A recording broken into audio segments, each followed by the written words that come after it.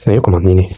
ياسمين عبد العزيز ترد على احمد العوضي بطريقه ذكيه جدا بعد نشر فيديو مع رحمه محسن وبيرقص في كواليس تصوير مسلسل علي كلاي واللي هيتعرض في رمضان 2026. ياسمين عملت تيك توك مع كريم فهمي اللي هيعمل معاه مسلسل للمره الثانيه على التوالي.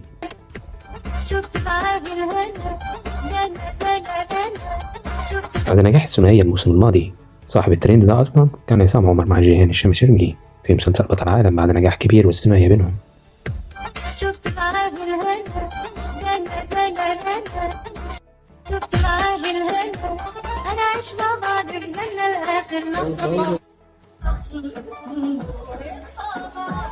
ياسمين هتنافس العوضي بالمرة الثالثة على التوالي بمسلسل ولنسى اللي كان مع كريم فهمي، ودي تفاصيل المنافسة بين العوضي وياسمين عبد العزيز. ما تنسوش لايك وسبسكرايب للدعم. اشوفكم فيديو جديد، سلام.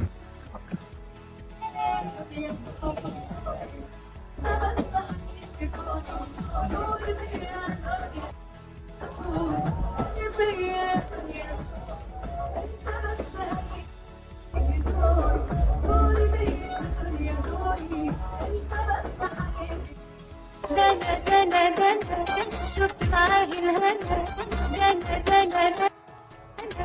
شفت معاه الهنا انا عايش مع بعض بجنة لاخر لحظة.